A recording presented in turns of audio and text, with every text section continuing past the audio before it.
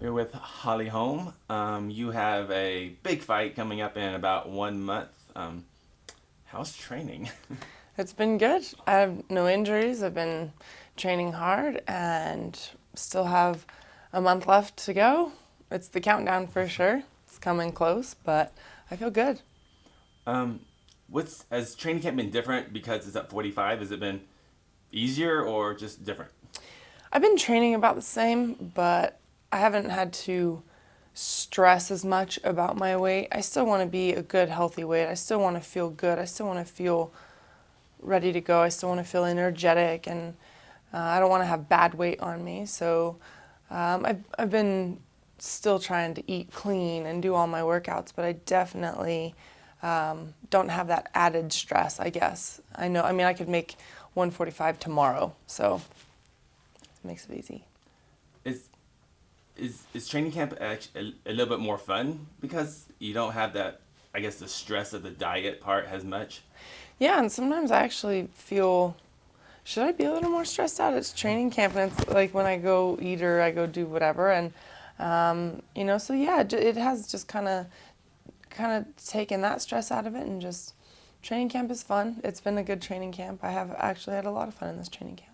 How did you feel when you heard the news of Cyborg getting flagged for an out of competition test by USADA?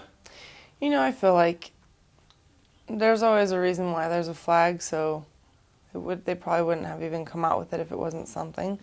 Um, I always wait to see what really comes of it in the end before I say too much, but for me, I just try to make sure and always be clean, and I let that be other people's stress if, they're kind of messing around with banned substances. I know I always have been clean, and I get frustrated with how many times I've been drug tested, but in the end, it's also a good thing. I can always show people, hey, I've been clean this whole time. And for me, it's a mental thing. I don't really want any help from other things. I want to know that it's just my pure hard work. And but really, that's as far as I look into any of that. I don't really, um, I let other people's situation be their situation. Before you fought Ronda at 35, you were almost, maybe I'm wrong here, but you felt like you were always kind of training for that title fight, even though you may have a different opponent. Is it is that follow with Cyborg at all as far as going to 45? Or did you ever feel like you were kind of, even though you're obviously training for Germaine, you're kind of also training for Cyborg?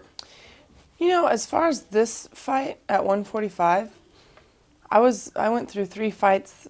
At first, had somebody else they had talked about, and then they had talked about Cyborg at a catch weight, and then that didn't go through. So then they said Kat Zingano at 135 at the Denver card, and then that didn't go through, and then they called with this fight, and so really that's as far as I've looked at it. That was just the next opportunity they gave me because I just kept waiting for a fight to be able to be scheduled, and I that's what came up is the Germaine, and that's really as far as I've thought about this one. The other fights that kind of came and fell through, were those fights that were accepted or were just kind of thought about? Um, they were presented to me, and I accepted them, and I don't really know. I just said okay. I just said okay to whatever opportunity they were saying. So I don't know if it was just maybe they changed their mind, or if the opponents weren't. There's a lot of reasons why. If they weren't wanting to take it, say the timing or injuries or whatever. You never know why. Maybe it was just the UFC wanting to match up something different, and so I don't know. In my mind, there was 2 of them that I thought were probably pretty solid going to go through, and then they would call and say something different. And when they called and said this, they said, okay, it's going to be Germaine at 145. I was like, okay, maybe this one's really the real one.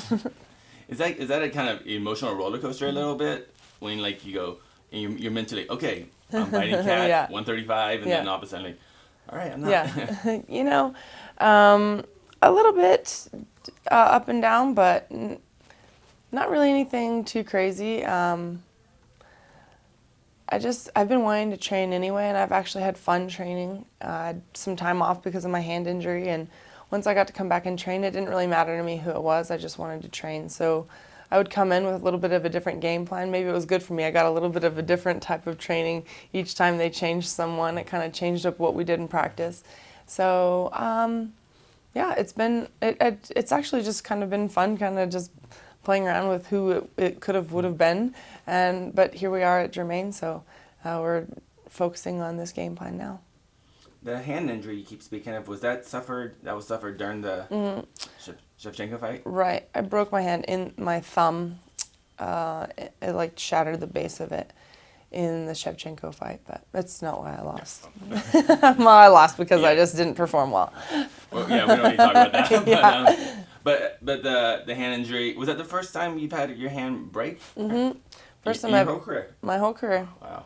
All my boxing career, all my MMA career, I've never broke my hand before. I had my ulnar broken from a kick in my legacy title fight. And then this, and those are the only two broken bones I've ever had in my life. Now, when you broke your, what bone was it again? The ulnar, like right on the outside. Mm-hmm. Did you even tell your coaches during the fight that was broke? Not till after the third round, yeah. And when you broke your hand, did you mention it during the fight to your coaches? No, and I thought, even after the fight, you know, they always check your hands and they say, does this hurt, does that hurt? And I'm like, no, I mean, it hurt. But I knew I wasn't going to be getting anything really done in Chicago. I was coming home the next day, and I thought, well, I mean, it was blown up. You know, like if you blow up like a medical glove, it was blown up. But I still didn't get it x-rayed for, I think, 8 days after I got back because I was using it and I thought, I mean, it's swollen, maybe it's just dislocated. And I went in and I told, you know, the orthopedics, I said, you know, I think my thumb's just dislocated. I don't know if it needs to be reset, but I don't really have full range of motion. And then they took the x-ray. They're like, well, it feels dislocated because it is, but it's broken and dislocated. So it's like 3 main pieces that broke off of it, and then a few kind of little shattered pieces. But so I had to get surgery, and hey, then we're on the mend. Did you get a chance to see the Amanda Nunes Ronda Rousey title fight? Yes, I saw that fight. What did you think of the fight? And did it go or not go how you thought it was going to go? I figured that it would depend on what the first exchanges would be, and how Ronda would react to it. If she would get hit and kind of freeze and think, oh no, not again, or if she would get hit and think, oh no, not today, you know, and I think that's a make or break moment. So as soon as those first punches landed and I saw that, then I thought, okay, well then it's going to go this way. You know, I figured the longer it would have gone, I think after losses like that, the longer a fight goes, a fighter can tend to gain confidence the longer they're in there. And so I didn't know exactly, you know, what would transpire. Sometimes Ronda's been able to, out of, you know, pure emotion, been able to pull out some pretty crazy submissions in a scramble, but I knew that Nunes was ready for whatever as well. I just watched it just to watch it. You know, I didn't really have this want one way or the other. There's a lot of ways to look at things. I want to be the only fighter that beats anybody, and then I want them to go win because that makes it even better. But then there's also that thing of, well, if I win and then, you know, she gets beat and then comes back, then is there going to be all these excuses of why she got beat? You know, there's like a lot of ways to look at it. I'm always looking at it for myself. Selfish. Like, as a fighter, what do you see in Ronda? Like, when she ate that first jab and, like, it looked like her whole... Honestly, I was a little worried about her mental game getting in there. I know a lot of people said, you know, no media, no MMA media, none of that, because she doesn't want any distractions. Well, I'm probably one of the number one people that I really hate to do all of it. But guess what? That's what comes with a fight. And if I didn't do it, I don't even think I would be ready for the fight. I feel like if you can't even talk about it, if you can't even be, you know, doing the normal thing leading up, I don't think you're really ready to get in there and actually fight. If you can't even really talk about it, how are you going to get in and perform on it? I'm kind of a believer in that. I feel like you have to be able to kind of face it. And sometimes I think if you're trying to ignore those facts, that sometimes that's I don't know, I feel like it's not really like, the focus really isn't there. And so I was kind of worried if, if she gets in, is she really going to be like ready to just go when she hasn't even really had to talk about it or face it or really get into it in that way. She was in the best shape everybody's seen her in, but a lot of times that's, not, I mean, we all know mental is the biggest part of the game. Yeah, from my opinion, when I felt, I see after the fight, everyone's like, well, she needs to work on this, or her footwork or head movement, things like that. Mm-hmm. But I believe that, I guess you could hear this all the time, the fight's 90% mental. Yeah. And, yeah. It is. You have to have skill because you have to be able to perform. But if you have all the skill in the world and you don't believe in yourself, you're not going to be able to perform that skill. And conditioning, obviously. I think it's mental. I think it's conditioning. If you don't have the mental to push through when it hurts, then even your conditioning's not going to help, because it's going to hurt no matter what. It's the most exhausting thing to do is have a fight. It's more than any sport I've ever done. And yeah, the technique is like probably the least thing you need. You still need it. That's why we work out and try and learn every single day. But it all kind of goes together. The better technique you have, the more conditioning you have, the stronger you are mentally. And it's like a 3-part puzzle. You have to have all pieces, but the biggest key is mental for sure. And every fighter goes through losses. No matter how good you are, you go through losses. Maybe not in the cage, yeah. But somehow you'll go through losses. What did you learn, or what have you learned in your fighting career through losses that I think that made you a better fighter?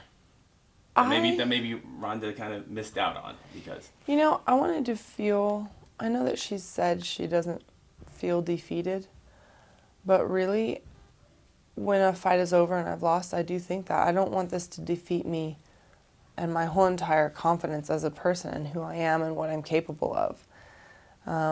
You get to the top from the bottom.